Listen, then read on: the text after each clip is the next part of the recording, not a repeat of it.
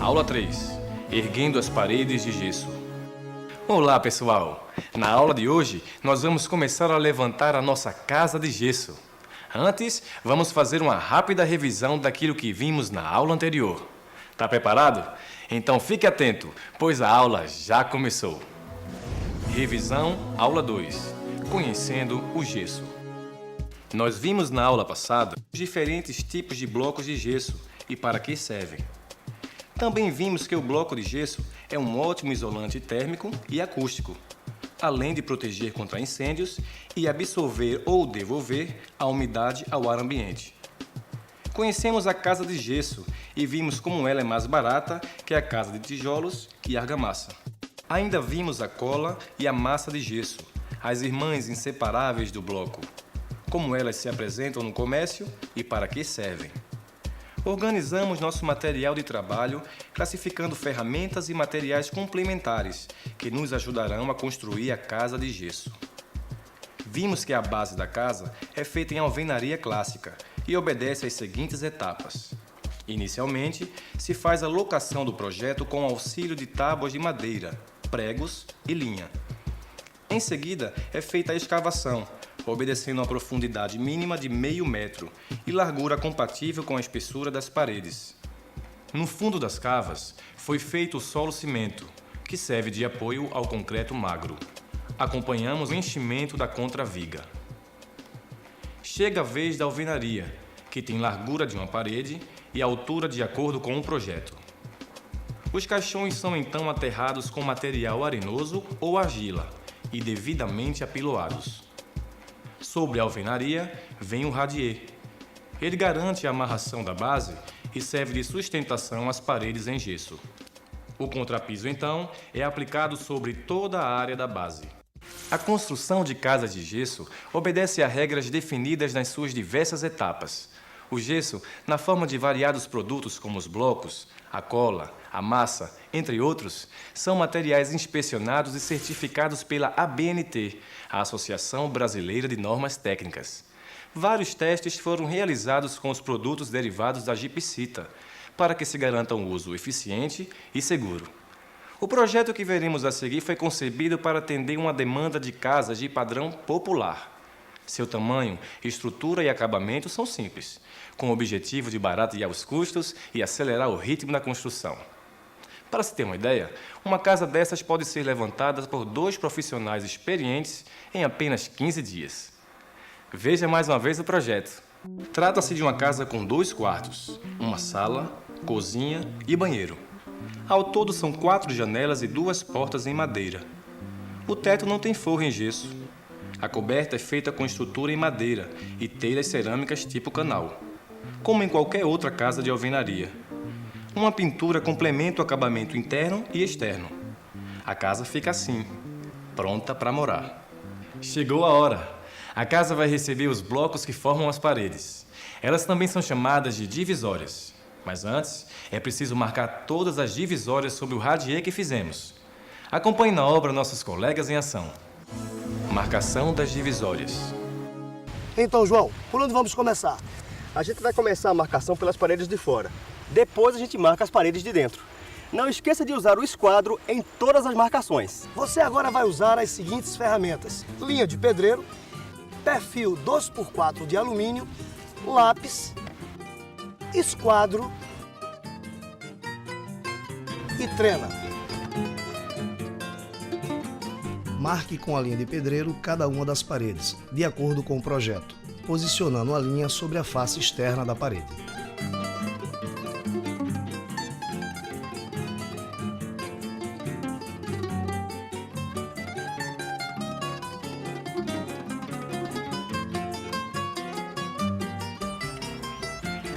Você continua a marcação das paredes externas do mesmo modo. Para facilitar o seu trabalho, você pode usar um esquadro como este aqui.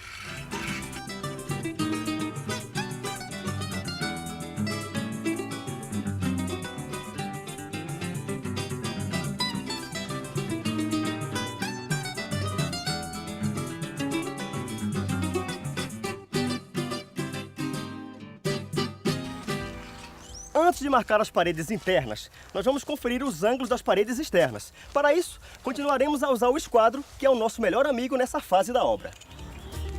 Conferido? Tranquilo, então. Os blocos das paredes externas medem 10 centímetros. Então, com a trena, o esquadro e o lápis, meça e marque a linha que representa a face interna da parede. Assim você terá marcado no piso a mesma largura do bloco de gesso a ser instalado.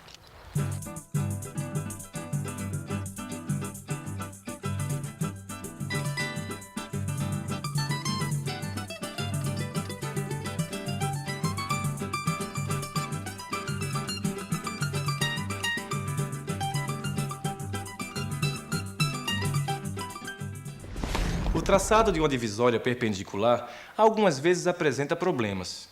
As paredes devem formar um ângulo reto, de 90 graus. Nem mais nem menos, porque a mínima diferença vai desalinhar uma das paredes e prejudicar o encontro com outras divisórias. Como é que a gente faz para saber se esse ângulo está correto? Existem duas maneiras, usando um esquadro ou usando uma regrinha simples. Veja como é que se faz. Com a ajuda do esquadro, confira se o ângulo que você traçou tem realmente 90 graus. Faça assim.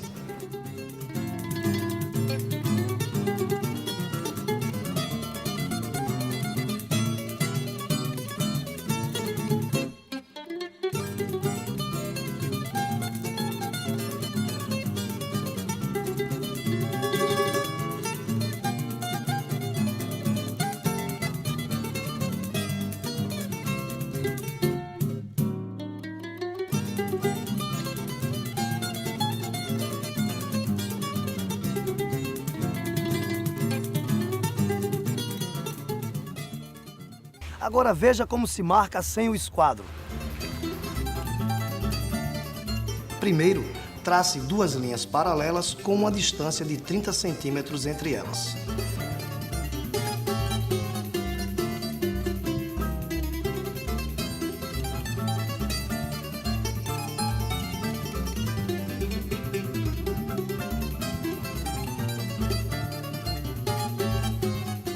Depois, meça 40 centímetros em uma das linhas e marque no piso.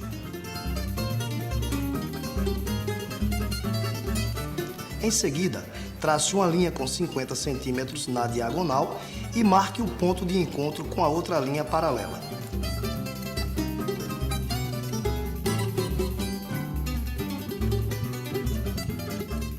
Una os dois pontos encontrados nas paralelas e trace uma linha. Observe como os ângulos formados nos quatro cantos têm 90 graus. A partir desta marcação, você pode obter o esquadro de todas as outras paredes. Lembre-se que você pode conferir usando proporções maiores, ou seja, traçar linhas maiores para obter o esquadro. Consulte o manual para outras proporções. Em seguida, faça o mesmo com as divisórias internas. Marque e confira o esquadro entre as divisórias. Esse cuidado é fundamental para a perfeita instalação dos blocos de gesso. Você trabalha um pouquinho mais agora para evitar um problemão na frente, como paredes desalinhadas, fora de esquadro, o que certamente representará desperdício de material e de tempo, ou em trabalho mal feito. E isso é imperdoável para quem quer ser um profissional de qualidade. Depois da marcação, vamos preparar a cola de gesso. Precisaremos de balde, luvas, espátula, água e a cola, claro. Isso eu quero ver de perto. Preparação da cola de gesso. E aí, João, como é que se faz a cola de gesso? É muito fácil. Olha, eu separei aqui 3,5 litros de água. Vou despejar aqui nessa gamela. E em seguida eu despejo o pó da cola sobre essa água. Todo por igual. Até que eu possa atingir o nível, pelo menos, da própria água, entendeu? Feito isso, a gente dá um tempinho de 5 minutos para que a cola possa absorver toda a água. Olha aí, tá vendo? A cola absorveu toda a água. Certo, e agora? Agora a gente vai misturar tudo isso para que ela adquira uma forma pastosa e sem caroço. O ideal é misturar com um misturador elétrico, mas na falta deste, você pode usar as suas mãos, contanto que estejam protegidas com luvas, né? Certo.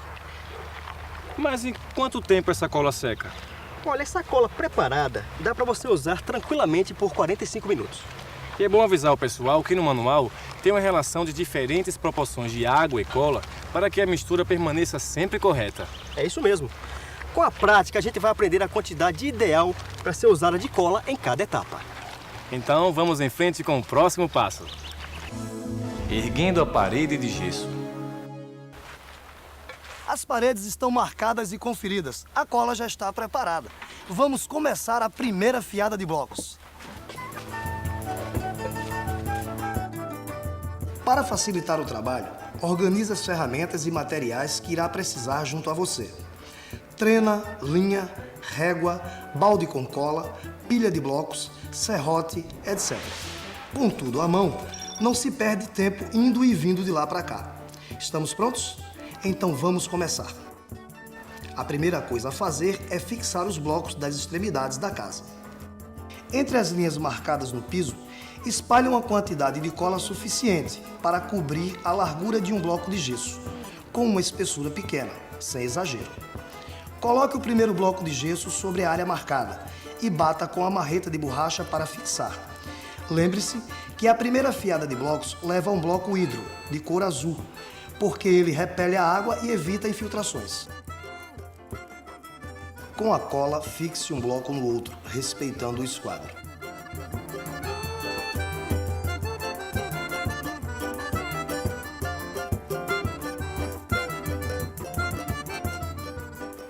Para garantir a amarração deste encontro, instale os blocos da segunda fiada. Eles devem ser serrados ao meio e depois colocados. Em breve você vai saber por que serramos estes blocos. Repita esta operação nas outras 3 extremidades da casa. Siga com a aplicação da cola. De agora em diante, passe a cola também nas laterais dos blocos e encaixe-os em seguida. Repita esta operação até o fim da extensão da parede. Os blocos devem ser colocados, alinhados e aprumados.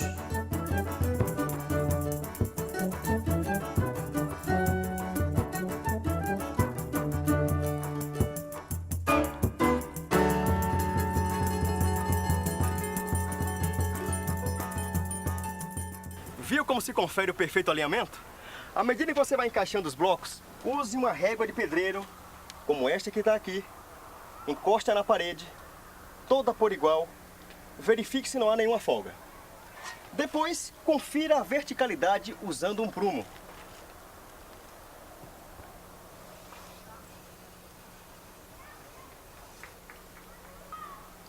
O alinhamento e a verticalidade da primeira fiada podem ser mantidos por pequenos calços de madeira ou pregos de aço.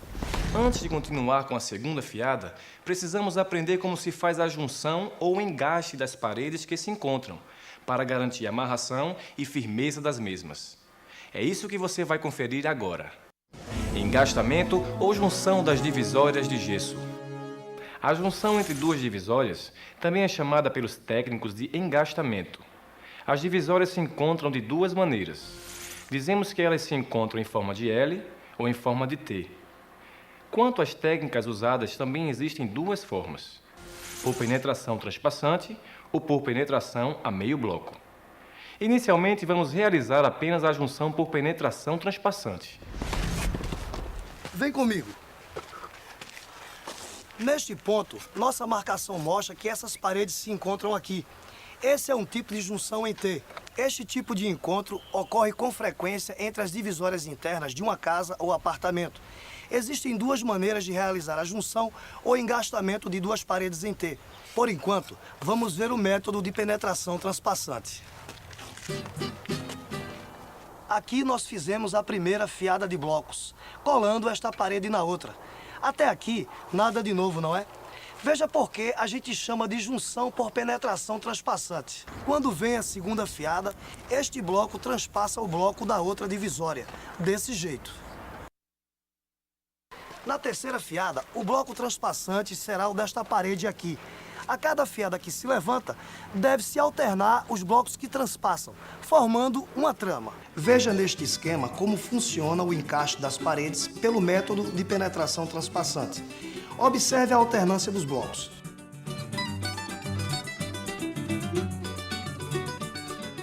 Agora veja mais um pouco os nossos colegas em ação.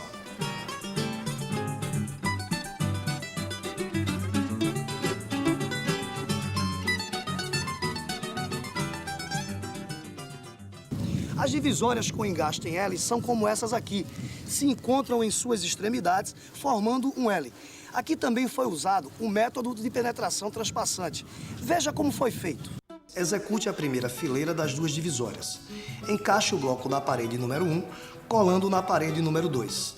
Na segunda fiada, alterne os blocos, colando agora a parede número 2 na parede número 1. Em cada fiada seguinte, vá alternando os blocos das juntas, formando uma trama que garante a amarração das divisórias.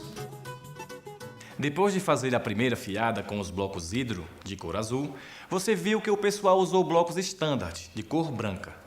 Neste modelo de casa, usamos os blocos maciços mais largos, de 10 centímetros, nas paredes externas, e blocos maciços de 7 centímetros nas divisórias internas. Você já viu como se faz a junção por penetração transpassante, em paredes que se encontram em L e em T. Agora veja alguns detalhes de como se faz para erguer as fiadas que vêm depois da primeira. Vamos voltar um pouco e mostrar para vocês um detalhe sobre a elevação das fiadas. A segunda fiada de cada divisória deve começar por onde começou a primeira. A terceira fiada por onde começou a segunda. E assim em diante. Agora um detalhe. O primeiro bloco da segunda fiada deve ser cortado ao meio e depois instalado. Daqui a pouco eu explico por quê. Agora vamos ver como se corta um bloco de gesso. Para cortar um bloco de gesso, você pode usar uma máquina de corte ou um serrote. Primeiro, você vai marcar esse bloco dividindo em duas partes iguais.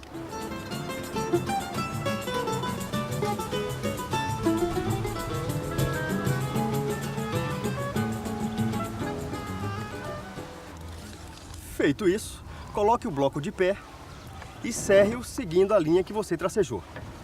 Nessa etapa, é muito importante que você use o seu EPI, Equipamento de Proteção Individual. Nesse caso, capacete, óculos, máscara e luvas.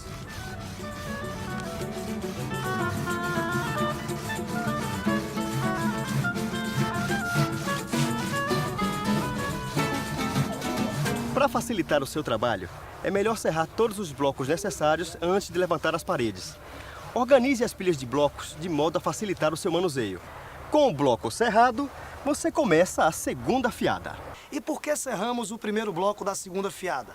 Para garantir a amarração, ou seja, o deslocamento das juntas verticais. Quando você coloca o segundo bloco, irá perceber que as juntas verticais se alternam. Isso dá firmeza na parede. Comece a segunda fiada posicionando o bloco cerrado e depois continue com o bloco inteiro.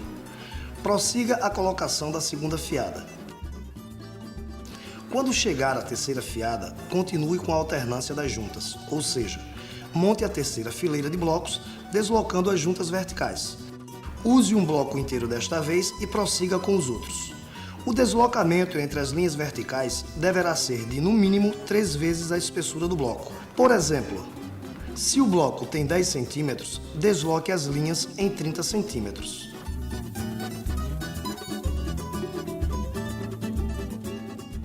Lembre-se sempre de verificar o perfeito alinhamento dos blocos de gesso e também sua verticalidade. Você deve fazer isso regularmente enquanto levanta a parede. Desse jeito, você não encontra uma surpresa desagradável no final. Observe nesta parede como os nossos colegas trabalharam bem. Os blocos foram dispostos obedecendo à alternância das linhas verticais, garantindo assim a amarração da parede.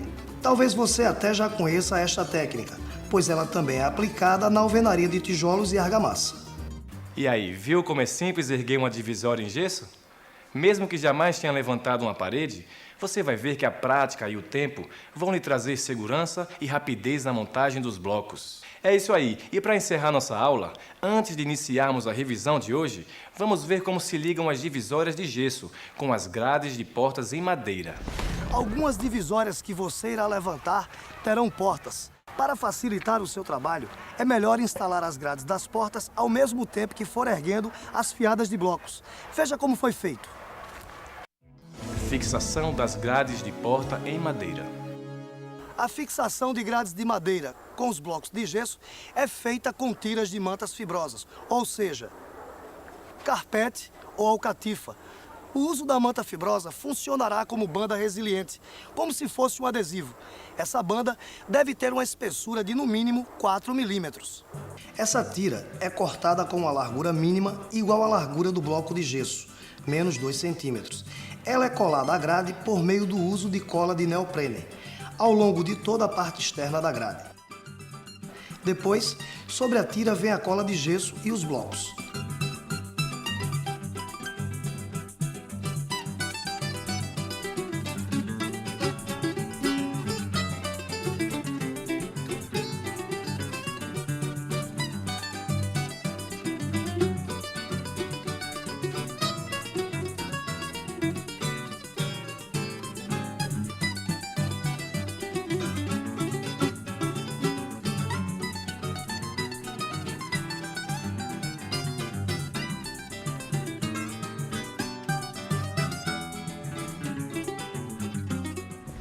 Hoje vimos muita coisa interessante. Nossa casa já está tomando forma e você deve estar impressionado com a rapidez que os blocos de gesso permitem. E por falar em tempo, chegou a hora da nossa revisão. Vamos lá? Revisão. Nosso encontro de hoje foi especialmente produtivo, pois nós iniciamos a instalação das divisórias de gesso. Primeiro, vimos como marcar bem o local das divisórias e como conferir, sem a ajuda do esquadro, a perfeita angularidade e verticalidade dos blocos de gesso. Seguimos com a preparação da cola de gesso. Aprendemos como se ergue uma divisória, usando a cola, tomando o cuidado de sempre conferir o alinhamento dos blocos. Vimos ainda como se engastam ou como se juntam as divisórias em gesso. Confira mais uma vez.